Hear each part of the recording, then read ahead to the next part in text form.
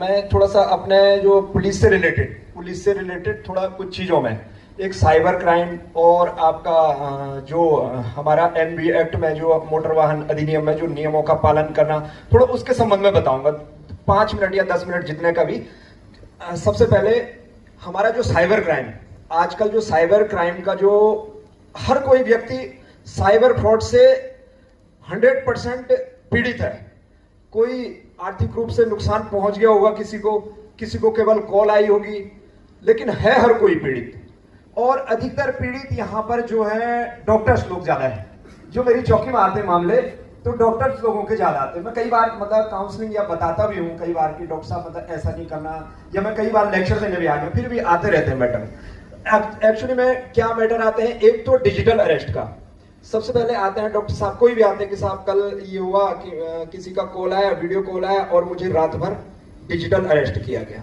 मैंने कहा कैसे, कि रात भर उन्होंने स्क्रीन पे रखा मुझे और आप मुझे बोला कि आप चेयर में बैठो और हम आपको वॉचिंग करते रहेंगे, आपके जो भी खाते हैं खातों से मैं इनमें पैसे डालो, आप वॉचिंग में रहेंगे।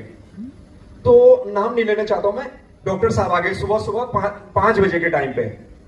5 बजे के टाइम मैंने कहा इतने क्या हो गया, तो कहा कि नई पोस्टिंग है मेरी और सर मेरा रात को डिजिटल अरेस्ट हो गया। मैंने कहा यार डिजिटल अरेस्ट हुआ, तो उन्होंने बताई ये घटना और उनकी आंखें रियली में लाल हो रखी थी।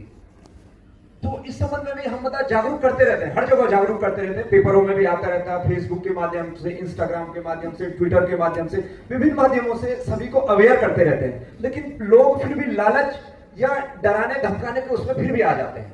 हम बोलते हैं कि पुलिस चौकी में आप अगर कोई ऐसी बात है तो चौकी में आ जाइए, नजदीकी थाने में चले जाइए, लेकिन पैसा मत डालिए। पैसा अगर किसी ने डाल दिया तो नुकसान होना ही होना है, आर्थिक रूप से नुकसान होगा ही होगा आपको आर्थिक रूप से। तो ये चीज नहीं करनी है।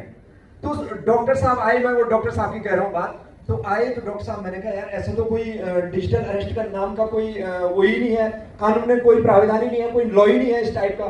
तो उन्होंने कहा सर मुझे जानकारी नहीं थी, लेकिन मैंने रात भर डिजिटल अरेस्ट हुआ। तो मुझे बड़ा उस दिन बड़ा दुख हुआ, बड़ा देख के ही। तो मैं हमेशा यही बताता हूँ आप लोगों को, अगर डिजिटल अरेस्ट के संबंध में कभी भी माना बात कोई फोन करता है वीडियो कॉल, और वीडियो कॉल करने के बाद ये बताता है कि भाई आपका ये मोबाइल नंबर या आपका बच्चा है, इसने कोई अपराध किया है और हम इसको यही वो कर रहे हैं, आप वॉचिंग में रहेंगे, आप डिजिटल अरेस्ट माने जाएंगे, तो आप ये समझो कि ये फर्जी कॉल है, फ्रॉड कॉल है। तो कोई भी इस मतलब इस फ्रॉड कॉल में न पड़े।